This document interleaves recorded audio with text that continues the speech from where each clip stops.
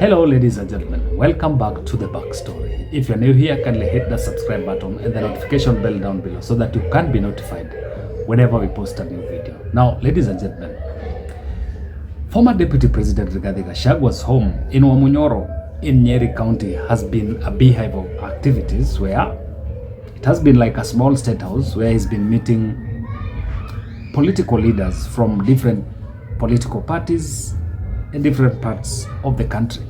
Now, something happened today which is of political significance in central Kenya and the whole country.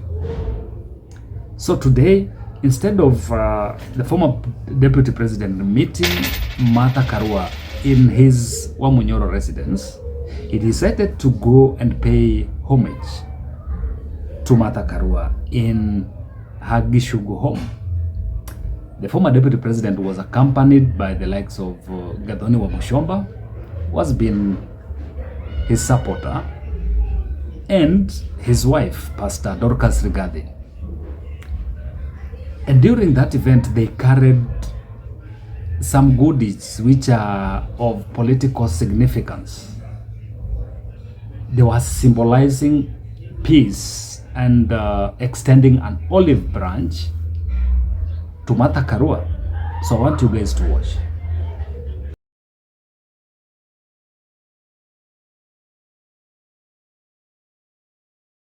Many people may wonder because the Honorable Martha Karua and I were opponents in the last election. She was running mate to Raila Odinga, was running mate to William Ruto, and probably people thought that we cannot come together. But where we are as a country, we don't have a choice. We don't have a choice. All of us must come together, men and women of integrity, and who mean well for this country. And I want to tell you, because I've left government 3 months ago, the way this country is going,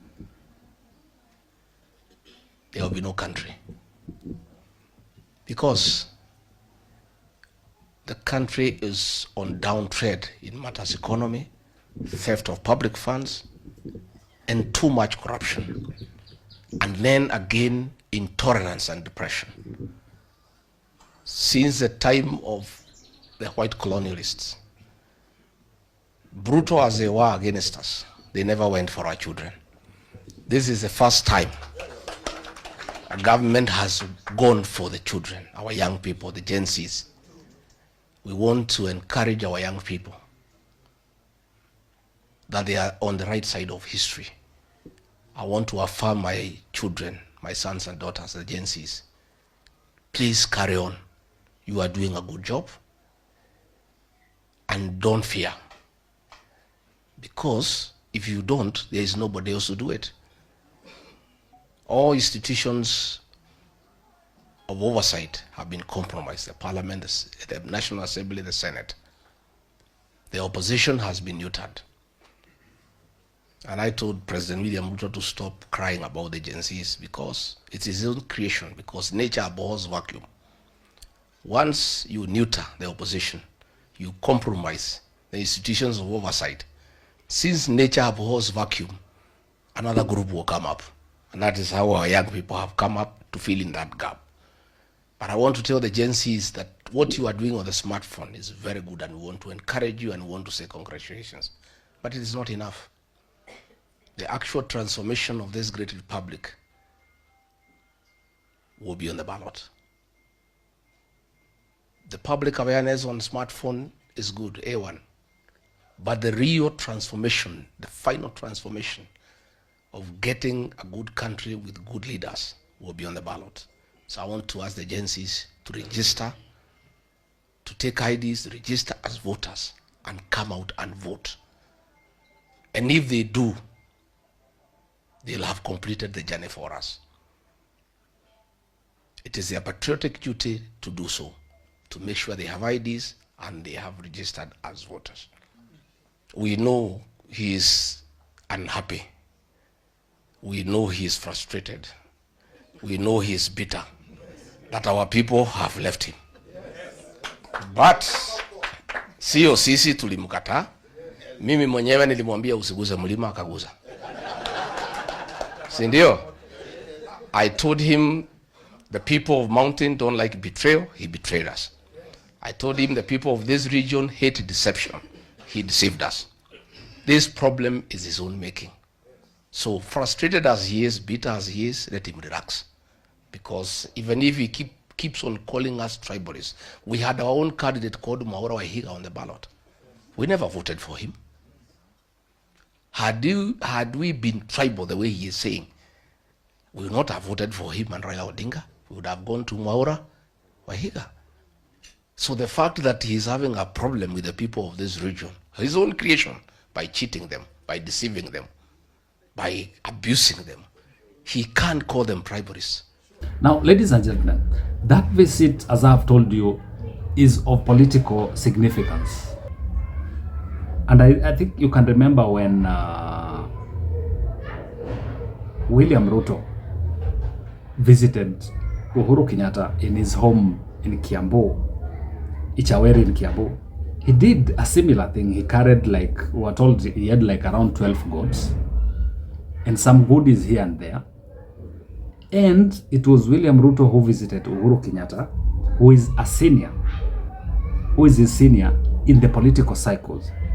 So the significance of this visit by Rigathi Gachagua to Martha Karua is that, one, Rigathi has accepted, and he has accepted that Martha Karua is a senior in the political circle, that is in central Kenya.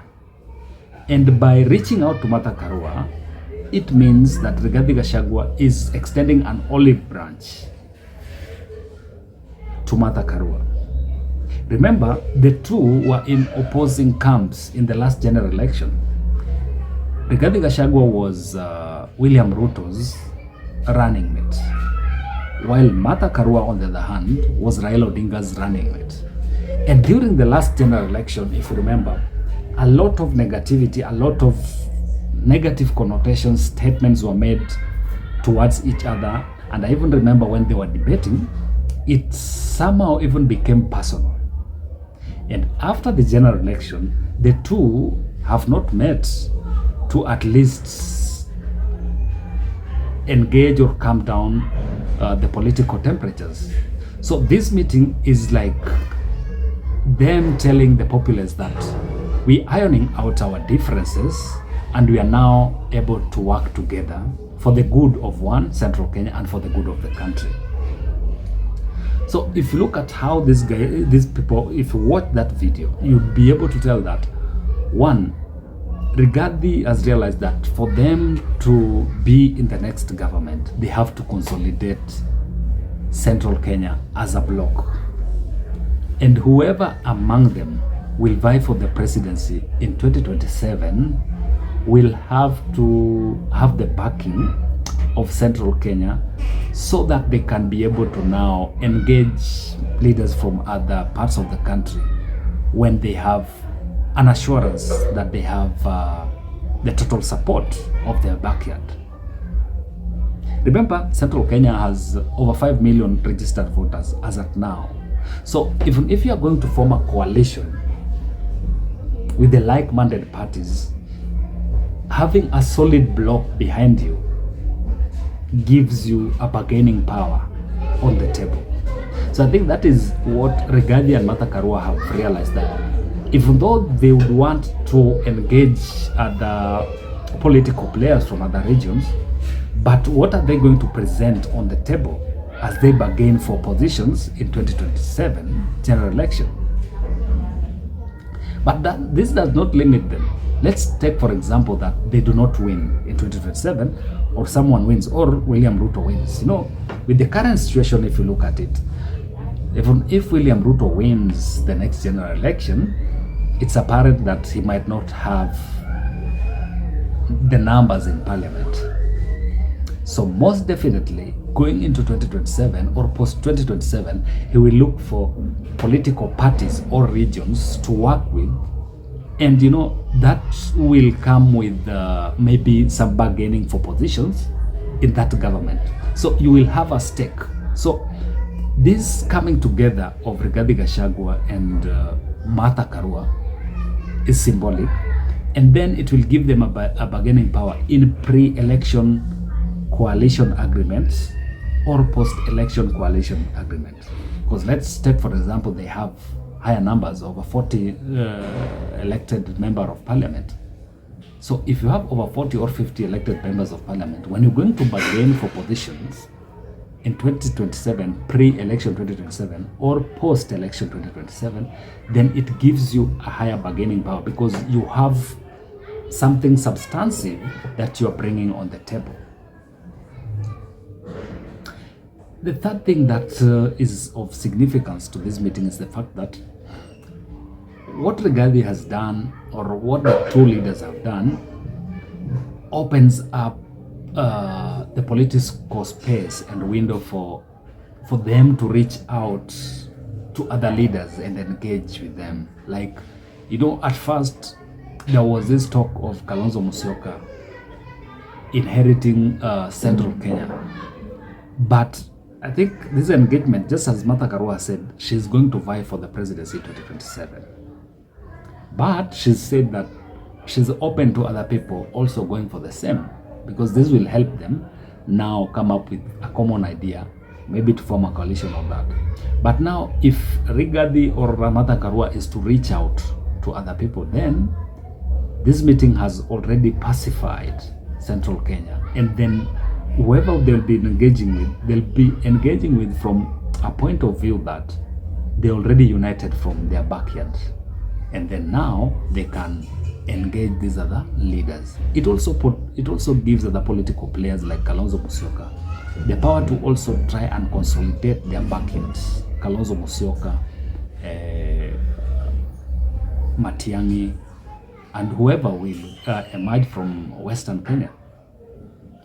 But one thing that these political players or political leaders, one mistake that they should not do is to field, just as I've said in the previous videos, is that they should not think of fielding several candidates. I think for them to win against William Ruto, they'll have to field only one candidate. So, ladies and gentlemen, this meeting today is of a very serious political significance, because it also puts a lot of pressure on the former president Uhuru Kenyatta. You know, Rigathi and Uhuru Kenyatta have not been seeing eye to eye politically, if you are to say so. But now that Rigathi-Gachagua has decided to leave his Wamunyoro resident where he has been meeting political leaders, to go and meet Martha Karua, it means that he's willing to shelve his ambition, or his political ambition, to at least reach out to like-minded political leaders. So this gives the former president Uhuru Kenyatta a lot of pressure, in a way that should Rigathi try to reach out to him and then he refuses to at least meet him, then the pressure will be on him. Guys will be like, why not? If Martha Karua and Rigathi-Gachagua, who are on the opposing ends, have agreed and have decided to work together, why not the former president Uhuru Kenyatta? So it also opens ways, or it opens an avenue for Rigathi to also come out and speak to the former president Uhuru Kenyatta. And this is for the better, for the good of Central Kenya as a political base ahead of 2027 general election. So, ladies and gentlemen, we'll keep monitoring what's going on in the political scene. And if you're new here, kindly hit that subscribe button and the notification bell down below so that you can be notified whenever we post a new video. Until next time, bye bye.